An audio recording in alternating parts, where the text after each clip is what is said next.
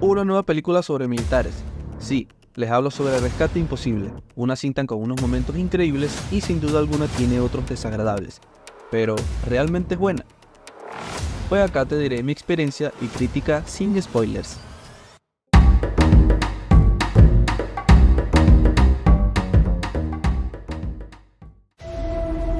The hell are these guys? Local militia. Yo, hand over in 5. I'm ready. I am your eyes in the sky and the bringer of doom. Subtle. I got movement. We got a situation. RPC's 12 o'clock. Incoming! Weapons away.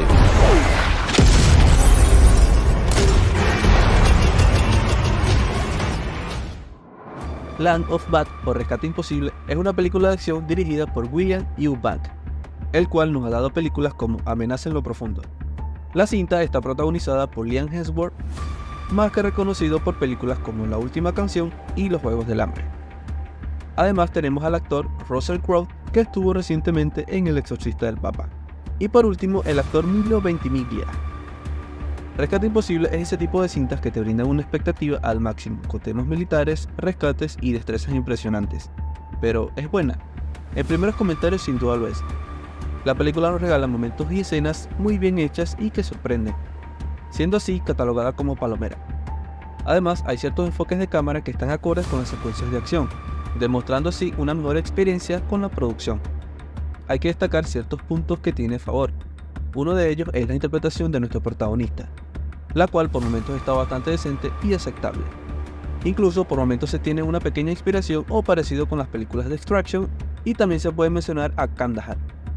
Liam Hemsworth para mí sorprende con este estilo de cintas. Otro acierto que posee Rescate Imposible es la interpretación de Milo Ventimiglia, que sin duda alguna se roba la pantalla por varios momentos claves de la trama. El actor nos regala un desenvolvimiento bastante bueno y desde mi perspectiva fue uno de los mejores. También me ha gustado ese aspecto o enfoque que se tiene con la tecnología en muchas de sus escenas, donde se puede notar la importancia de la misma durante hechos parecidos.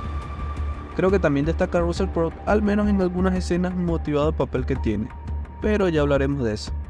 Es importante mencionar que Rescate Imposible está buena, pero tiene sus grandes detalles y puntos negativos como todo. Aún así se cumple con su objetivo y sin duda te vas a entretener. Tiene algunos impactos visuales bastante efectivos. En términos de sonido me pareció un trabajo decente, estando muy acorde a cada una de las escenas vistas en la película, y que deja su pequeña huella. No está de más mencionar que la película posee un gran sinfín de guionazos, unos más descarados que otros, pero así son las películas de guerra, aunque les tengo que mencionar que hay algunos que definitivamente no tienen ni el más mínimo sentido. De verdad que allí el guionazo estuvo brutal. Pero lo más interesante de todo esto es que esas escenas fueron las que jugaron en contra con toda la trama que ya tenían, y de verdad eso le restó muchísimos puntos. La película también tiene varias escenas que en realidad no aportan nada, son innecesarias y ridículas en verdad. No entiendo para qué agregan ese tipo de cosas cuando ni siquiera hacen falta.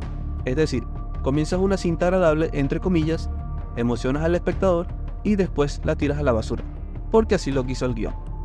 Yo todavía le busco un sentido cinematográfico a esas escenas finales de Russell, pero ya podrás darte cuenta. Hablando del actor, mal, muy mal. La decadencia que va teniendo este actor es bastante preocupante, solamente esperemos que puedan mejorar. También se puede incluir algunos efectos especiales que no se ven del todo bien, aunque muchos de ellos estuvieron geniales. Pero cuéntame, ¿cuál fue tu experiencia antes y después de ver esta película? Déjala acá en la caja de comentarios y no olvides suscribirte al canal. Sin duda alguna, Rescate Imposible pudo estar mejor y ser una gran película de acción, motivado a sus decadencias en varios aspectos, pero que a pesar de ello la puedes disfrutar sin ningún problema.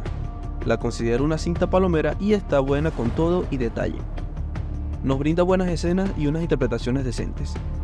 Películas como esta dividen críticas, pero siempre son cuestiones de perspectiva. Señores, por eso y más mi calificación final para esta cinta es un 6.5. Por acá te habla Tomás Ubieda. Aquí te dejo otra crítica que te puede gustar y no olvides que el cine es reflexión.